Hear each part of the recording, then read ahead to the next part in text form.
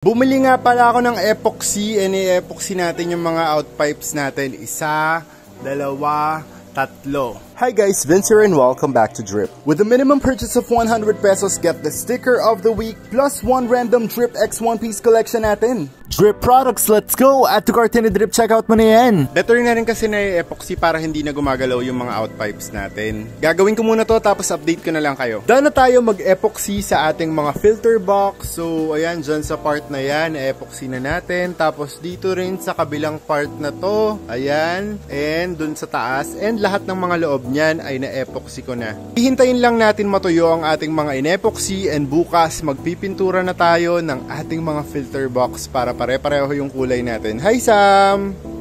It's the following day. Tuyo na yung nilagay nating epoxy dito sa ating filter box. Ayan, medyo tumututulo lang dito banda pero tuyong-tuyo na siya. Dito medyo malinis yung pagkaka-epoxy ko pero yung tuyo na talaga siya.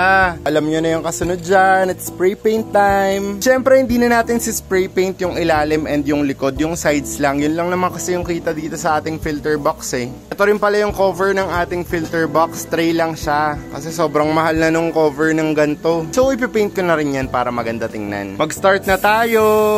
Done ko nalagyan ng spray paint most ng mga sides nila. Pinapatuyo ko na lang para makapagpatong-patong na ako nitong mga filter box natin and para ma-touch up ko yung mga hindi ko pa nalalagyan. Again, hindi ko po ipipaint yung loob. Okay na po yan kasi hindi naman yan makikita dahil i-cover po natin siya gamit yun. Now, na-stack up ko na silang lahat. Napakaganda ng kanilabasan ng ating filter box. Tingnan nyo naman, oh, matte black na matte black siya. Ternong-terno dun sa ating pond. Ang gagawin natin ay papatuyuin na lang natin to completely. After this, pwede na tayo magbanlaw. Bored na bored ka na ba? Tayo magbanlaw ng ating pond. Ang gagawin ko ay wash down lang ng ating pond. Tatanggalin lang natin yung mga debris, kung may mga alikabok. Nakabukas yung aking drain doon sa part na yon para lumabas yung mga alikabok dito sa ating pond. Babanlawan ko lang siya para malinis na malinis. Baka magdilig na rin ako ng mga halaman dito. Patagal lang tuyo yung ating pond. So, tama lang na timing na banlawan na natin siya ngayon. Yung ating spray paint ay tuyo na rin naman. So, walang magiging problema dyan. Testing natin mamaya kung gagana ba tong filter box na to. Pupunuin lang natin siya ng tubig. Tapos, itatapon din naman natin after. Papadaanan ko na rin ng tubig itong filter box na to para just in case umulan ay walang kakatas dito sa aking pond.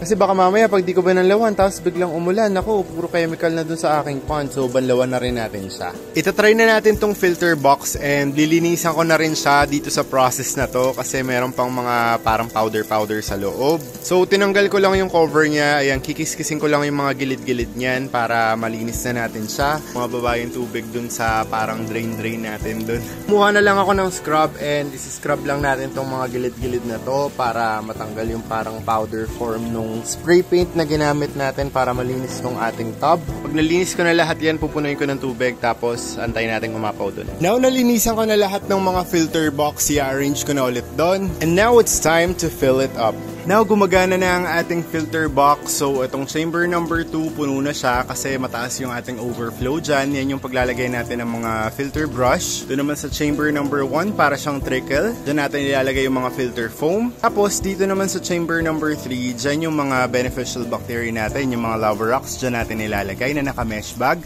Magpo-flow lang siya dito sa ating outpipe, papunta dito sa ating pond. Now na gumagana na to, yung puso ko ay makakapagpahinga. So ayun na nga yung ganap. Tinanong ko yung drip team kung anong mas gusto nila kasi plano ko nga lagyan ng cover, ayun no, tapos lalagyan na lang natin ng mga maliliit na red na halaman dun sa taas as display plant. Kaso lang tinanong ko rin sila, nagbigay ako ng option na lagyan na lang ng pothos yung ibabaw para kasama dun sa system ng ating pond yung pothos. So sabi nila much better daw yun, so ang ginawa ko, nilaliman ko pa yung kulay ng black dito sa ating first chamber dyan dahil nga lalagyan natin ng photos yung ibabaw para kapag medyo exposed yung a little bit nung chamber number 1 dahil nga wala siyang takip, eh hindi makikita yung color blue dahil nga ayoko ng color blue. So siguro naman okay na yung lalim na yan, yung black hindi na siguro mapapansin. So itong ating pipe na pinaglalabasan ng tubig, eh pinipaint ko na rin sa kasalukuyan ng black. So pag natuyo yan, itataob ko yan, pipaint ko rin yung kabila ng black. Tapos yung ating pump, ayun yung ginagamit nating pump na yon, Aqua Speed 3000 yan. Dahil nga green siya at very stand out, kinulayan ko na na rin ng black.